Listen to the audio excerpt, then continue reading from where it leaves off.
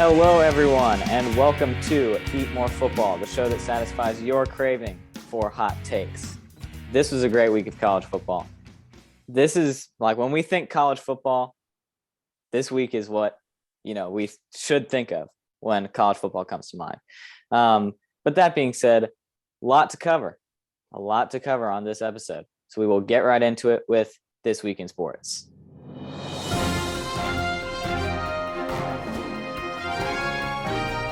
All right, This Week in Sports.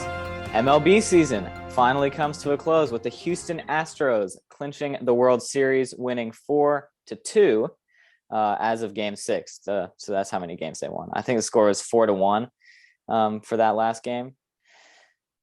So, yeah, I mean, that doesn't mean anything to me because I don't watch a whole lot of MLB, but it means a lot to a lot of people, I guess. So, I mean, any thoughts on that?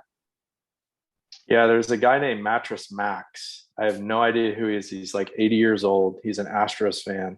And look him up on social media. Supposedly the Phillies beat them one game. He's walking away screaming obscenities at Phillies fans as they rag him. And then I saw a picture of this guy with I didn't know they had cheerleaders in baseball, but with all the cheerleaders for the Astros just smiling, putting up his hands. So he must be the CEO of mattress firm or something because his name's Mattress Max. But Mattress Max is really happy today, and I could care less about the Phillies or the Astros. Go Rays. Yeah. And we don't have to watch Aaron Judge anymore. So, yeah. I mean, that ended a while ago, but we're still sore about that as college football fans. We will forever remember the days of Aaron Judge. All right, let me quickly go through the AP poll, which just got released as of recording. I just got the notification. So let me go through that because we got some shakeups in the AP poll. And the college football playoff poll, that comes out Tuesday. That would be, what day would that be? I don't even know. That would be Tuesday, the 8th. So we will look forward to that. So AP poll, Georgia, Ohio State, Michigan, TCU, number 4 as of right now in the AP poll. Tennessee 5, Oregon, LSU 7, USC, UCLA 8 and 9. So twinsies, yay, California. Alabama goes all the way down to number 10. That's a first. Ole Miss 11. Clemson down 7 spots to number 12. Utah 13. Penn State 14. North Carolina, Tulane at 16. North Carolina State moves up to number 17. Tejas Hookem goes from unranked to number 18 after that win against Kansas State. Liberty moves up 4 to number 19 after upsetting the Boss Hog. We'll talk about that later. Notre Dame unranked to number 20. Illinois down to 21. UCF 22. Kansas State goes down 10 spots to number 23. My goodness. I mean, Texas isn't that bad. Come on, guys. Don't hate on Kansas State. 24, Washington, and Florida State at 25, capping off the list being ranked. I think this is the first time since week 4 or something, maybe a couple weeks ago they were ranked. So yeah, people, cool. All right, we will now move on to week 10 recap. A lot of stuff to cover, guys. I'll start off the homer pick. Sorry, guys. Florida blows out Texas A&M. Blows out. It was a blowout. I mean, it was like a 19-point spread, I think. So technically it is a blowout.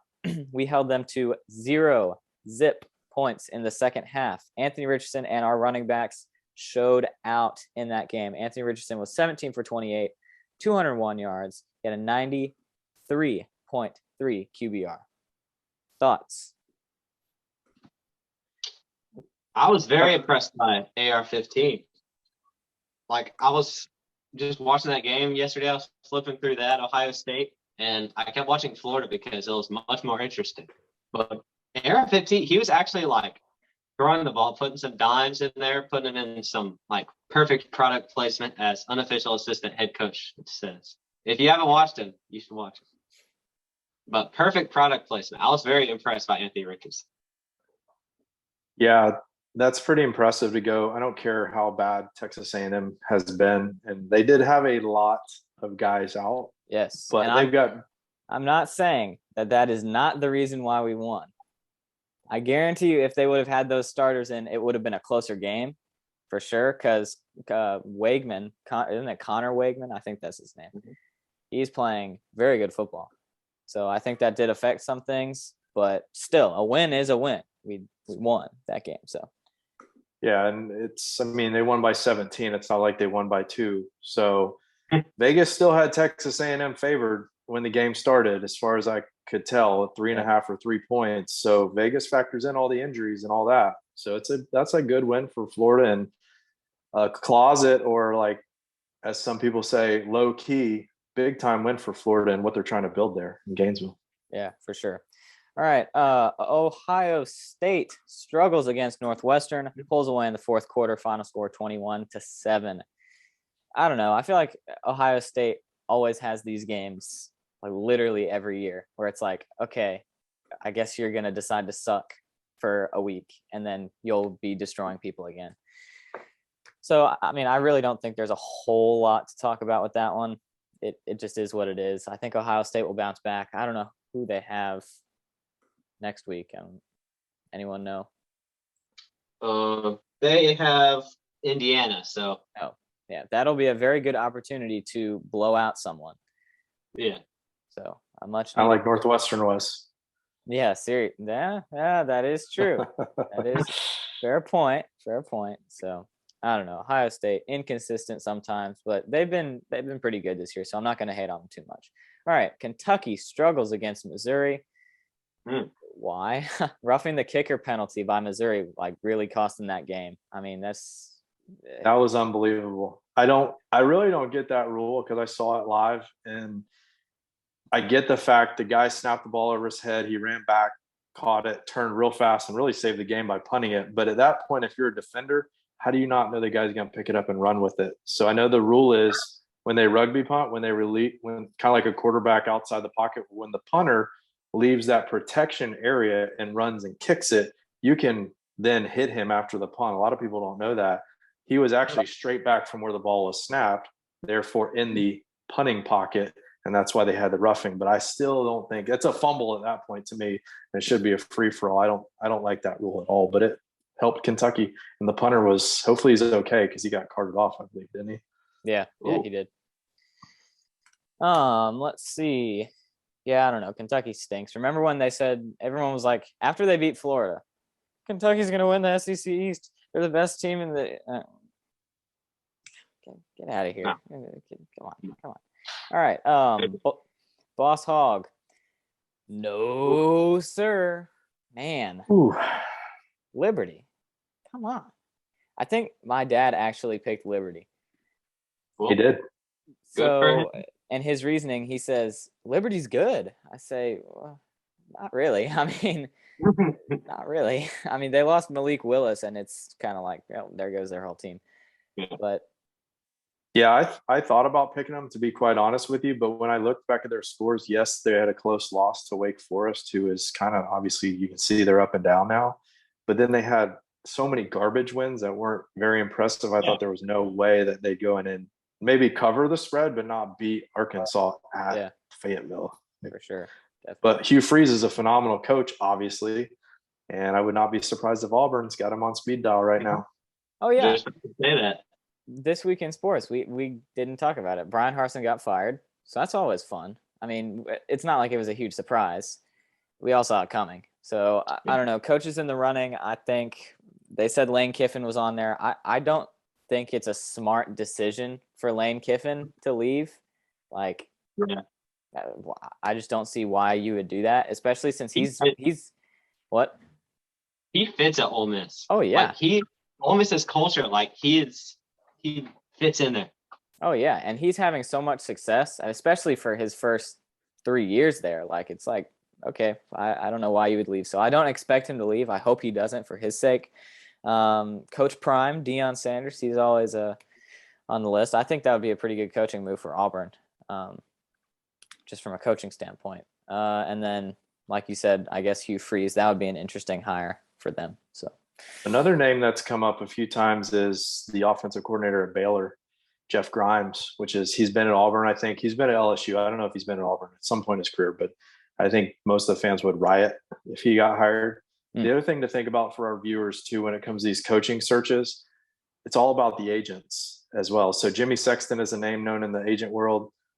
A guy like Lane Kiffin, I don't know if he's represented by Jimmy Sexton, but they will float their names so they can get more money where they are, and they could not even be remotely interested. So Lane possibly could get paid because his name's being floated, paid to stay at Mississippi. Although I hear there's a state law that you can't get over a 4-year contract at a state university in Mississippi. So if that's the case, money at Auburn. It was something like if he got a 8-year deal at $7 million or something, he'd have to get like a $14 million year for 4 years at Ole Miss. So when you're talking about money, money talks, right? That is very, very true. All right. Tennessee blanks against Georgia. Georgia defense definitely shows out in that game. I mean, Tennessee, it was like, 28-6 at halftime or something like that. I don't even remember. I turned it off. I couldn't stand it anymore. But as it goes, Tennessee had to score at some point. So they started racking up a couple points. I think final score was 28-13 or something. It's whatever. 27. Whatever. I don't care anymore. Thoughts on that, guys? Not really. I'm very impressed by Stetson Bennett. He did a very good job. He has improved dramatically from last year. Yeah. Last year, he was pretty much just the game manager type. Now he's going in, dropping like 250 yards a game, 3+ touchdown passes. Yeah, definitely. Crazy. Yeah, so I'll talk a little bit more during winner chicken dinner. But for Georgia, I thought the interesting story to me, not related to the game necessarily. Supposedly, Tennessee fans got a hold of Stetson Bennett's cell phone number, and they were calling him all throughout the night, and that's why he did the telephone when he scored on the first. I did not realize that. Wow. So that's pretty interesting. Huh? I thought he was just being stupid. That's what good. LSU does. LSU gets phone numbers of like Alabama players and then calls them and stuff. It's very classless, just like rushing the field after literally every game. I just want to point out, like pre-COVID, literally no one rushed the field ever. And now I don't know what happened or how it started, but it feels like everyone has the need to rush the field now after every single win. I mean, LSU has done it 2 weeks in a row. That's so much money that the university is getting fined. Like, are you stupid or something? The answer is yes. Yes. Sorry, LSU fans. But yes, LSU. You throw batteries at people. So anyways. That makes sense. The world is so crazy with viruses and all that. Let's make sure we get closer to everybody at the end of the game. It's funny. All right. Let's quickly go through the rest of these. Kansas pummels Oklahoma State. Teach me how to Gundy. You picked it? Did you pick it? Yes, I did pick it. And I also told you in episode 2 that Kansas was going bowling this year. Yes, you did say that. I got to pick right. America's team right there. America's team. So they're now going bowling. Congrats to Kansas. Tip the hat. All right. 2-10 last year, guys. Yeah, it's a pretty dramatic change. All right. Someone is back in the congrats you suck category. Big surprise. The U 45-3 final against FSU. Congrats. You suck. It's more like this these days, like tiny little U. Yeah, tiny U, very tiny. I'll play my sad violin, world's smallest violin right there. So Clemson gets knocked off by Notre Dame, 35-14 final score. That's just depressing. I don't even know what to say about that. They put Cade Klubnik in and he threw an interception. So that's pretty depressing too. I mean, no words for that. That's just kind of like, ouch. So yeah. Let's see. And the final game that I wanted to talk about. No, I'm very sorry. Alabama stalls against LSU, who seem to want it more, in parentheses, as Craig talked to us about yesterday on our group chat. Bryce Young had a pretty meh game, to be honest. I mean, he had some great plays.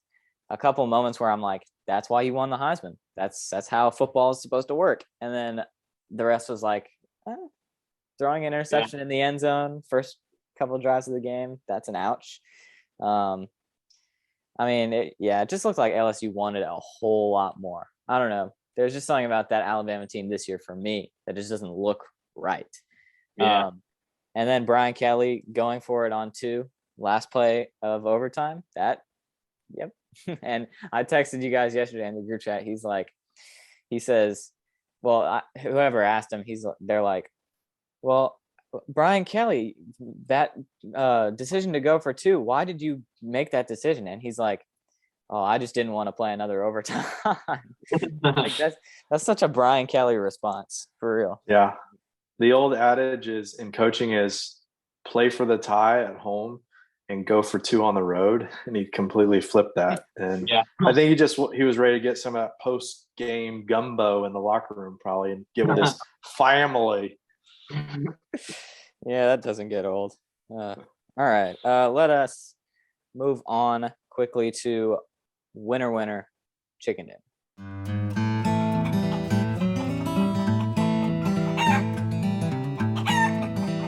All right, I will start off with my winner, chicken dinner. Noah and I actually had the same one, so I decided to change mine. Humble servant over here. But my second pick for my winner, chicken dinner, I'm a little bit of a homer, guys, as you know. So for the 3rd week on this show, Bo Nix is my winner, chicken dinner. He continues to impress. I mean, it's ridiculous, these stats that he's putting up. He went yesterday against Colorado, 20 for 24, 274 yards, 83% completion percentage, QBR of 88.9. Very good stats from Bo Nix. So yeah. All right, Noah, do your winner, chicken dinner next. All right, I'm going to go with SMU quarterback Tanner Mordecai. Dude went crazy. 28 of 37, 379 yards, 9 touchdowns. That is insane. 9 touchdowns? Like, how does that even happen? Did they, only have 5 players on the field or something? Gosh. And would you like to provide us with the final score of that game? 77-63. No defense. No defense at all. Yeah. That's funny. I think my senior year, I maybe didn't throw for 9 touchdowns for the season, to be honest with you. My winner, chicken dinner, it's like, you have Little League and there's 9-year-olds playing with 12-year-olds and the kid that's birthday's late, he's already 13. He's like the best player. You give him the MVP. It's kind of like this for me today. It's the Georgia defense, you hairy dogs. Okay. I know they're good. They're number 1. They should be number 1. But, man, they held Tennessee under 300 yards, and they held that high-profile Josh Heupel offense down all game. They looked so dysfunctional. Hendon Hooker looked human. So there's my winner, chicken dinner for your Georgia Bulldog defense and Kirby Smart. Yeah, it's a pretty rough showing by Tennessee. Not good. Not good. Some things are just not right with the world. All right, let us now go on to some Week 11 picks. We're already in Week 11, guys. We need to savor it. Savor college football. Meanwhile, basketball starts this Monday. Florida plays Stony Brook at home. We play Longwood. I didn't know about the college until yesterday. All right, let us move on to some Week 11 picks. All right, first game on the slate for this week, LSU versus Arkansas. Let me go back to the rankings because those, I guess, technically matter. Number 7, LSU against unranked Arkansas. The game starts at 12 p.m. kickoff in Fayetteville. And talk amongst yourselves while I get the stats up. So we'll start Craig, Noah, and then me. Sure. Yeah. All right. Well, this is going to be a trap game for LSU because Arkansas just came off a huge, embarrassing loss. LSU came off probably the biggest win they've had in several years, and obviously the biggest one they've had under Brian Kelly. So we're going to see how Brian Kelly responds and gets his team to respond. If LSU plays like they've been playing, I don't think it's that close. I think the spread's 3 for LSU on the road, but man, I have to go with LSU, but this is a scary one for the Tigers. Yeah. It's going to be a little chilly in Fayetteville, 47 degrees. So I don't really think that's going to have any effect. I just saw that. They usually don't put the weather report on there. I'm like, oh, that's cool. But, yeah, I see LSU. I think Brian Kelly's going to get his team ready after that big win against a struggling Arkansas team. So Tigers. I very much agree with that. LSU, I think they'll cover the spread. Arkansas is not looking good right now. No. I think they're very, as we have discussed before, wounded hog mode. I mean, they're 5-4, 2-3 in the SEC. I'm still very surprised that LSU is 7-2. I said on the group chat yesterday night, I think they can win out. I mean, they only have UAB and Texas A&M left after Arkansas, so that's crazy, to think about that. Honestly, they're kind of a lot like Dan Mullen, Florida, where it's a lot of pretty, pretty high-powered offense. Their defense has not looked good, and yet yesterday somehow I don't know, they're an enigma. I'll just say you're talking about LSU, right? Yeah. Yeah, they were on something yesterday, man. That defense was nonstop. Now they dialed up a million blitzes on Bryce Young and got to him a few times and pressured. But man, Jalen Daniels, Jalen Daniels, he's phenomenal. I didn't think he looked good against Florida State in that very first game, but that guy has really developed this year, playing outstanding. Yeah, definitely. All right. Yeah, seriously. All right. Next, Alabama, number 10 versus number 11, Ole Miss. The game is 3:00 kickoff, and it is at Ole Miss. Hotty toddy. So who we got? All right. So I made a statement on the show after they lost to Tennessee that I felt sorry for Mississippi State when they played them the next week because Nick Saban doesn't lose back-to-back games. Well, I'm going to go with that again and say Alabama is not going to lose back-to-back games. If they do, which is a possibility. I don't think the line's out yet, so I don't have that information, but it's a possibility.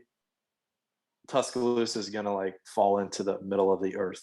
It's just going to disappear because people are going to be so disappointed. Seriously, a three-loss season. I mean, because for the past however many years, I mean, the max amount of losses that Nick Saban has given up is pretty much 2 per non-national championship season, right? So if they end up getting to 3, that's like a whole fire Nick Saban. Yeah, my gosh, fire Nick Saban. The dynasty's dead. Fire him. Yeah, that's what we need to do. Yeah, that'll solve the problem. Everyone knows that I'm going to pick. I think I don't know. It's either going to be close or a blowout. I don't think it's going to be a 10-point game or anything. It's either going to be Alabama's so down from the loss that they lose or barely win, or they're just going to be okay, now it's time to get our stuff together. And then absolutely knocks their doors off. So either or. I got Alabama. I'm not going to say much more. I think they're going to bounce back. I think it's like the Mississippi State game. I don't think it'll be awful. I can see the spread being 10, but I think Alabama's going to pull it out. All right, next primetime game, 3:30, UCF versus Tulane. Yeah, baby, number 19 Tulane versus number 22 UCF. I actually think this will be a good game, and I'll enjoy watching it for once. The American Conference will show out, but so yeah, who you got for that? Tough pick for sure. Both teams are playing pretty well. I've been really impressed with Tulane, but I'm going to stick with my pick that I said UCF was going to be the highest ranked group of 5 team come the end of the year. So I got to go with the Knights on the road over Tulane. Yeah, this is a tough one. State of Louisiana is going crazy right now because LSU just beat Alabama, and now Tulane is 8-1 apparently. But yeah, I don't know. I don't think Tulane's going to be able to live up to the hype. So I'm going to go with UCF as much as I dislike Gus Malzahn. I'm on the Gus bus. Gus bus. Gus Malzahn, I don't know. I'll take it. UCF, go Knights. They literally have a bus on campus that says Gus Bus with his picture. Really? Did you know that? Yeah, I saw something, and it takes students around. That's so stupid. I don't hate UCF. Noah hates UCF because I guess they're annoying, but because the Auburn connection with Gus Malzahn. I guess they're national champions, and their coach is a high school coach. Well, he's coaching good football. To those high school coaches out there, okay, who are watching our show, which is probably 0. Oh, thank you very much for watching this. Yeah, I know, right? I'm just saying, he runs a high school scheme. Yeah, whatever. I don't watch UCF football. All right, anyways, South Carolina versus Florida, 4 p.m. in the swamp. Florida comes in favored -8. Who you got? Well, Shane Beamer has done a good job at South Carolina, but Billy Napier is getting some things going. I just can't pick Shane Beamer with his, step up to the whatever it was, my swag on or whatever his song was. I don't know what that is. Go Gators, baby. Oh man, I don't really know who to pick because my heart is telling me to pick South Carolina, but my head is telling me to pick Florida. Your heart? Hold on. Where's your heart at, man? I don't know. I like Shane Beamer. I think he's pretty funny. Yeah, Ever since he got the mayo bath, it's all I don't changed. know. There's a difference because it's like there's Lane Kiffin who's funny in an ironic way because Lane Kiffin knows he's aware of it. I don't think Shane Beamer is aware of it. I think Shane Beamer is like that dad who is trying to be cool but doesn't realize how bad it looks. I can identify with that. Yeah. Anyways, that's my thought process. But yeah, I'm gonna go with South Carolina. It's in the swamp, 4 p.m. It's a sold-out game.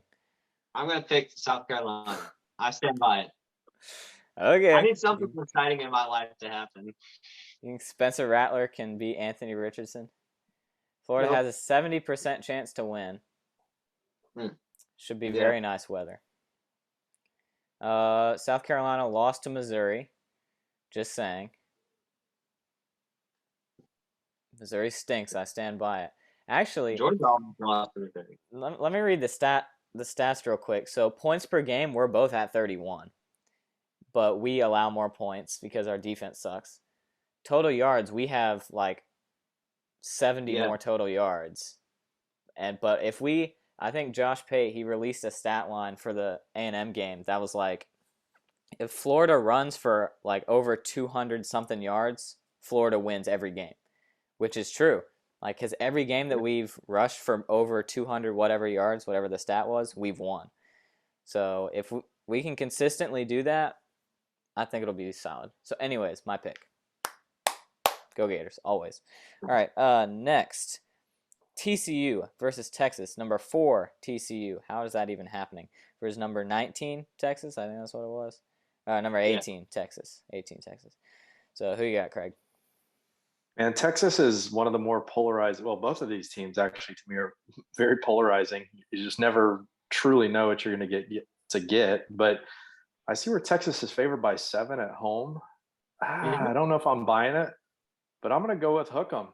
All right, I'm going to go with Hook'em. It's about time somebody knocks TCU off, and if Texas is favored, they're going to get the W. And Steve Sarkisian probably gets his signature win at Texas. Wow. Yeah, Texas this season for them has been a roller coaster. It's crazy. It says right here, tickets are as low as $4, which has to be a typo. But hey, let's go. Hey, we can pool our money together, spend $12, go see Texas, TCU, Texas. Yeah. Road trip. Road trip. Yeah, I give me the horns. I think that TCU finally lets one up and loses. I have been accused many a time of being a Texas homer. And I don't know. I love all the teams from Texas. I really do. I like SMU. I like TCU. I also like Texas. I have no problem with Texas. I've always liked Baylor. What? Texas State? Okay, Texas State, they don't mean anything. Except North Texas Texas, Tech. Mean Green, Austin on. Texas Tech means nothing to me. That's right. Yeah, North Texas. They got so many teams in Texas. I just realized that. It's a little bit of a big state if you didn't know. Everything's bigger in Texas, man. Now, I always like to put up the horns. But today, go Horned Frogs. Just like that. They're going to keep it going. I like it. I like what I'm seeing. I don't know. I just like it. It's a good pick. It is a good pick. It's going to be a tough game, and I might change it on top 20. That's what I do half the time with these close games. I pick it on the show, and then I'm like, okay, I'm not going to stand by that. So at least I get it right on one platform. But all right, next number. Let me get the stats up again. Number 15, North Carolina versus Wake Forest. who is now not ranked because they got beat. Who you got? Everything in me wants to pick North Carolina, but I think I'm going to go with Vegas. 3 points for Wake at home. Whatever his name, Drake May, Noah's man crush, is due for a letdown. So let's go with Sam Hartman, his other man crush, and get the win for Wake. I mentioned him like twice before, but I'm telling you, North Carolina would be like a 5-loss team if it wasn't for Drake May. He is a very good quarterback. This is tough. It's a battle of the two best quarterbacks in the ACC. I'm going to go with Wake Forest, though. Wake Forest is coming off a loss. I think they're going to get together and win a close one at home against North Carolina. Mm-hmm. No, I think Jordan Travis would like a word with you about that comment about the two best quarterbacks in the ACC. I stand by it. Jordan Travis is a very good quarterback, but I think Sam Hartman and Drake May are better. Drake May, 222 for 312, almost 3,000 yards on the season, and we are entering week 11. We still got like 2-3 more weeks to go because they're going to make a bowl game. So he has still more time to get, a lot more yards. 31 touchdowns. 40, could end up 40 touchdowns. He has 31 right now. Yeah, seriously. Is he a true freshman, right? Or is he redshirt freshman? I think he's redshirt freshman. But that's still crazy, though. Yeah.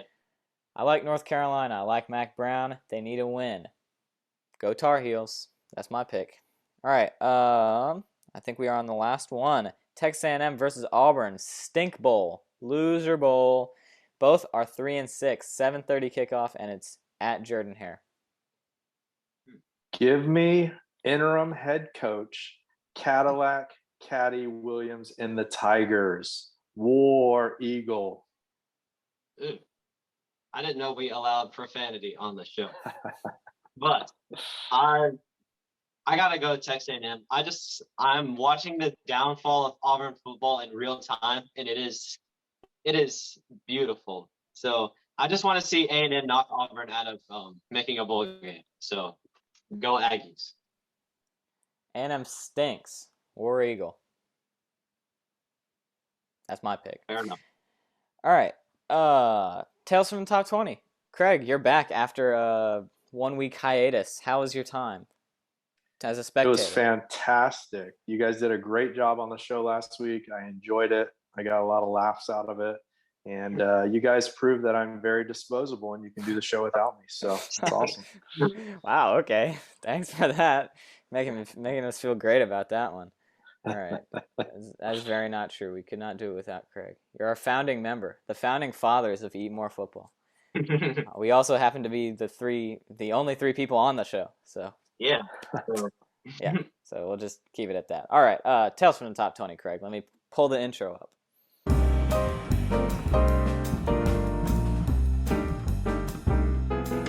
All right. Boy. What a week. Okay. We had 12 out of the 28 people in top 20 were 10-10 or worse. So 50% of the games right or worse. 12, almost half the field. Okay, there were, I believe, 8 upsets on the top 20 in the games out of 20 this week. So very, very interesting week. Trash. And we've only got 60 games left. Okay, 60 games left of the regular season. So 3 weeks of 20 games apiece. Then we go into championship season, okay, with the conference championships and Army Navy, obviously. And then we've got our bowls. There's not a whole lot of games left. So if you're going to make some moves, now's the time. I was thinking that last week and got snake bit. So anyway, our leaders from just last week, Justin, 15-5. Wow, that was a fantastic mark last week for everything that happened. Juan was 14-6 and Lucy was 14-6. So they did a great job just weathering the storm and picking some of those upsets, getting them right. Bulls market. All right, so their stock is going up. Jerry has jumped 5 spots in 1 week. Lucy jumped 4 spots in 1 week.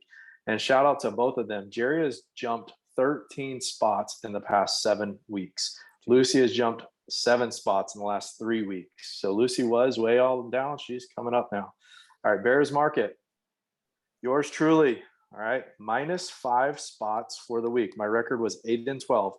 So whoever didn't send their picks in, sorry, I got you at 8-12 this week. So, and Jeff was 3 spots down as well. So me and him held down the Bears market. All right, who should work for Vegas? Justin. He was 4-1 in his upset picks, so 80%.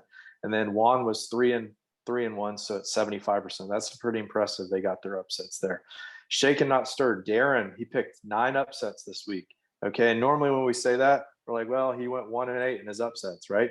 Nope, he went 5-4 in his upset picks, so he was at 55% for the week. All right, so our picks of the week. All right, Bama's going to win, right? Favored by 13.5. It's a shoo-in. Nick Saban owns the Tigers. Nope, not according to Juan. Juan is the only person that picked LSU to beat Alabama. So that was a great pick. And then same situation, right? Liberty going into Fayetteville, 14.5-point dog. No way they beat Sam Pittman and the Arkansas Razorbacks. Yep. Ted, Justin, David said yes, sir, to the pick, and no, sir, to Sam Pittman. All right. I've heard better, Craig. I've heard better. Yeah, that was interesting. That wasn't my best effort. Okay.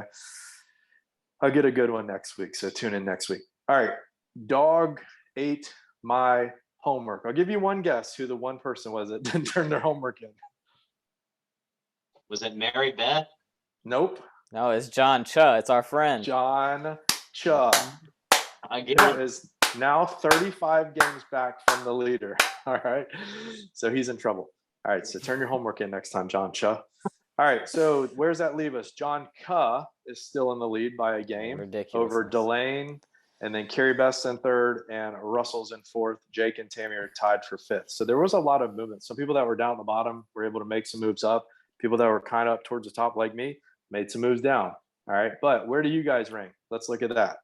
All righty. TJ, 10-10 last week. Okay.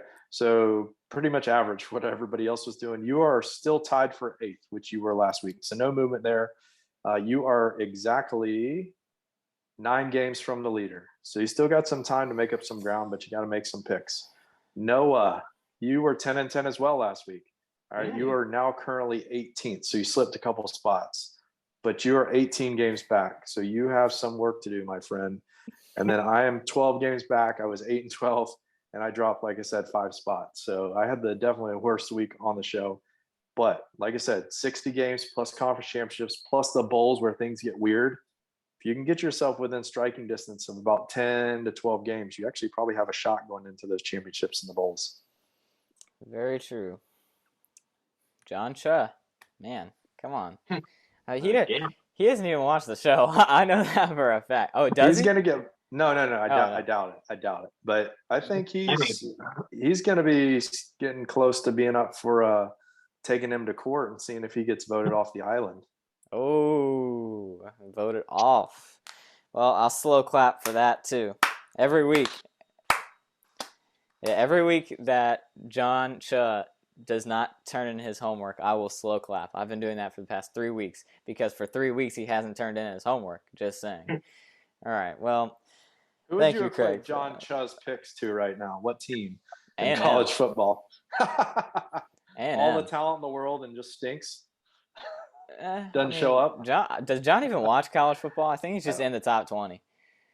He is, and I actually text with Emily, his wife, because I was making a joke about it a couple weeks ago, and she's like, I tell him to turn him in and he doesn't do it. So maybe we get John out and we get Emily in. Maybe we have John on the show. That would be fantastic. So we can slow clap on that show. That'll be funny. Say, John, it'll be like that Aaron Hernandez documentary, like In the Mind of a, like, how does he not send in his comparing John Cha to Aaron Hernandez? I didn't mean it in that way, but I'm just saying. Aaron Hernandez killed a man. Well, I understand that, but I'm just saying, like, in the mind of a person who doesn't send in their picks. So this is going off the rails fast. Yes, it is. All right. Great show this week, guys. Interesting as always. We always have fun making it. Never a dull moment. I say that every week. That's the slogan. Eat more football. Never a dull moment. How about that? Jags are losing by 10 to the Raiders, so that's fun. It's second and goal right now at the 11. So well, we better score. Give me the Bucs score. Trevor Lawrence score. Is it on? Bucks should be maybe. I think it's at 1 o'clock. No, they play at 4:25. 4:25 versus the Rams. Oh boy. Which both of you guys stink. Yeah. That's crazy. We started out bad as the Jags. Well, that is true. Yeah. Trevor Lawrence is 15 for 20, 140 yards, 1 touchdown. He's doing good today. And yeah. he just third touchdown pass. Let's go. Nice. Very good. Still in it. Watch out. We'll see what happens. All right. Great show this week. And we will see you next week in episode, I think we're on 13 now. After this episode is episode 13, maybe? I don't know. I'll have to check it out at some point. But we will see you in the next episode of Eat More Football. God bless. Make sure to follow us on Instagram and Twitter at Eat More Football, and send in any questions about the show or sports or anything in general at our email, eatmorefb@gmail.com. That's Instagram and Twitter at Eat More Football, and email eatmorefb@gmail.com. See you next time.